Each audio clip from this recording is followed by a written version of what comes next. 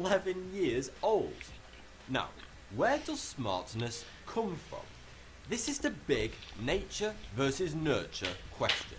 If you take the child of two knuckle-dragging morons and give it to some fancy-pants genius academics, will that child grow into a specky little brain box or a crayon-chewing bonehead?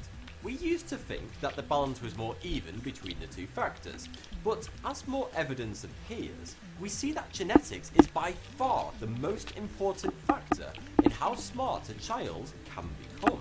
Robert Plowman, working at King's College London, ran the Colorado Adoption Project, which began back in 1975. For over 30 years they tracked adopted children, their adoptive parents, and their biological parents to see where the most influence came from in terms of intelligence. They also used control families, where the kids were raised normally by their biological parents. In the control groups they found a strong correlation between the parents and the children's IQs. So this could have been all nature, all nurture, or a balance of the two. But with the adopted children, there is exactly the same correlation to their biological parents and zero correlation of their intelligence with their adoptive parents, the people who actually raised them. So, smart adoptive parents are not able to raise a smart adopted child if the biological parents of that child aren't smart to begin with, no matter what the adoptive parents do. You can't teach an old dog new tricks, or a stupid kid how to play the piano. What's more, it seems that most of your personality is also genetic, so things like being introverted and extroverted come from your DNA, not from your home environment. So, is nurture completely irrelevant? No, our environment still has a big influence on it, especially in terms of behaviour. But psychologist Judith Rich Harris believes that we have been focusing on the wrong part of it. The purpose of childhood is to prepare us to be an adult, and being an adult does not require us to get on with your parents. Obviously it's preferable, so please don't finish this video and go shout, "I don't need you anymore," whilst your mum is making dinner, because you won't get it. It's your peers that influence your behaviour the most. That's why the children of immigrants will speak like the local population, not like mum and dad. Habits like smoking and drinking are normally picked up from peers, but a disposition to addiction is passed down genetically, which is why parents who smoke often have children who smoke too. They are not copying their parents, they usually start smoking with their peers, and then the genes kick in that makes them hopelessly addicted. If you want to try and give your brain a boost, you can't mess with your genetics, so I'm sorry to say, you're kind of limited to what you were given. But you can improve your crystallized intelligence and a thing called your working memory, which helps your fluid intelligence to function as well as possible. Much like the gym, the more effort you put in, the better results you get out. So slip your brain into some spandex and make sure you work it out every day. You should challenge yourself as often as you can and try to do things the hard way, like working out your own route on a map, rather than just following that blue arrow on your sat-nav like it's your guardian angel. Although, please don't write me an angry comment from a car park 3 miles away because you got lost trying to buy milk. It's not my fault you have no sense of direction. Novelty is an important factor too.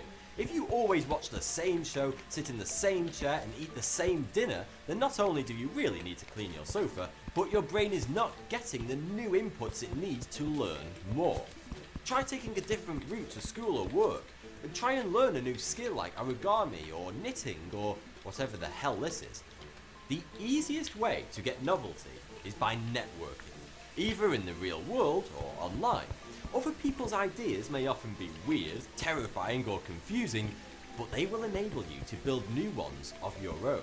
It's no coincidence that over the centuries, major jumps in science and technology occur as we improve communication. All ideas are built off of other ideas, so try to steal as many as possible from other people and become the supervillain you were destined to be.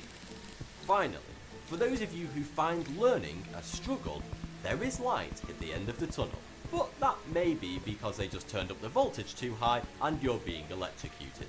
That's right, a study from 2013 found that stimulating the brain with a mild electric current could lead to people learning 5 times faster than normal, and with good retention 6 months later, not just in the immediate aftermath. If any of you are thinking of licking the car battery before doing your homework, don't. If you really think it's a good idea to go out of your way to electrocute your brain, then passing that maths test is the least of your worries. You should probably sit in the corner and stay away from sharp objects. I'm sorry to tell you, but your parents were not intelligent. Thanks for the view, subscribe for more, 46. Do you ever hear a noise? Not a bump in the night per se, but a hum.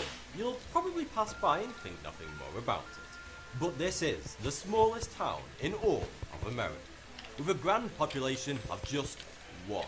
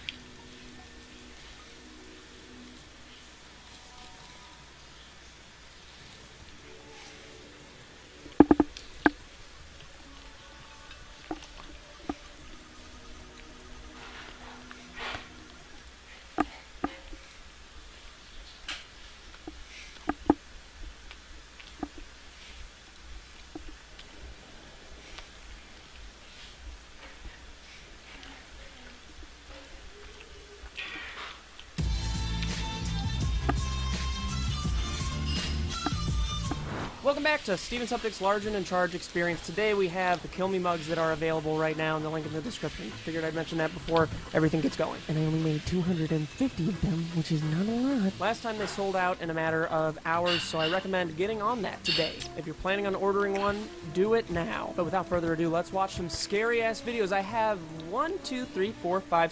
6 videos right now, ranging from little dolls that are scary to spider videos. If you have a spider fear, definitely don't watch. If you have arachnophobia, I could have just said that. If you have one of those, don't watch this video because this is going to get nuts. So the very first video we're starting out with is called Robert the Doll. The description says, this doll is haunted or has a spirit of its own, a true story from what it seems. Toshiba 1982 says that this is a true story, and I will believe him. Or her. Here we go. As a child, who hasn't dreamed of a favorite doll or a teddy bear? Whose favorite dolls are these? A very best friend forever and ever. Oh, these are fucking awful. Eugene Otto had a doll who stayed with him his whole life. I have a doll that stayed with me my entire life. His name is Goober. He's a baby gopher. I feel like I missed a big part of the story by talking. This doll was given to the 6-year-old Robert Eugene by the family's Bahamian maid, who was said to practice voodoo. Who hires a maid that practices As a young voodoo? boy, he spent long hours alone with his doll, talking to it. He That's always normal knew for who to kids. blame. It was Robert who would tell his parents. Robert did it. Oh, Robert wait. did it. It could have been the doll. I'm like the guy that doesn't believe the people when they're going through a horror movie, when they're in a horror, when they're going. I'm like that guy. In this famous artist's colony. His fame grew beyond the southerly keys. He preferred to paint in seclusion, alone, indoors. Those are goddamn and creepy with paintings. Robert always by his side. Ew, Robert was with him through his adulthood? That's weird. That's when it gets weird. Eugene settled down with his wife Anne In the at artist's creepiest house close to possible. Wall Street in Key West. It gave her chills just to look at it, and she didn't Why like bad? her husband's obsession with it. Why would you marry someone that's obsessed with a doll? Still, she humored him. Like, how And desperate Robert are you? was given a room of his That's very mean of me. own, away in the attic. Robert got his own There room? he stayed until Eugene told his wife that Robert was angry.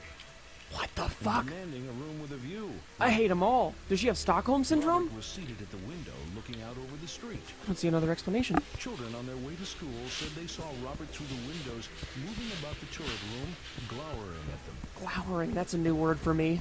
Eugene became increasingly irrational and violent. So, that's unexpected. This is a true lowered expectations relationship story. Robert's influence seemed to grow stronger and stronger.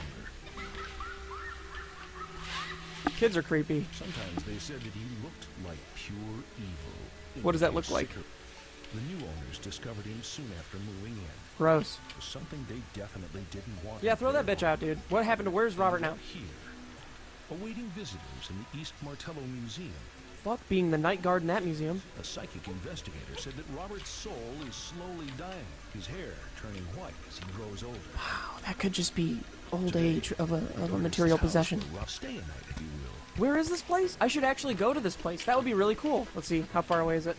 Key West Art and Historical Society. It is in, well, it says west, so maybe it's towards California. Florida? Oh, the Keys. Oh. Yeah, I'm not going to make that trip, but maybe someday. All right, next video. This one's called Shaving Cream Torture. Memory Hole. This is already goddamn terrifying. All right, let's watch it. Imagine being on a lot of drugs and watching this.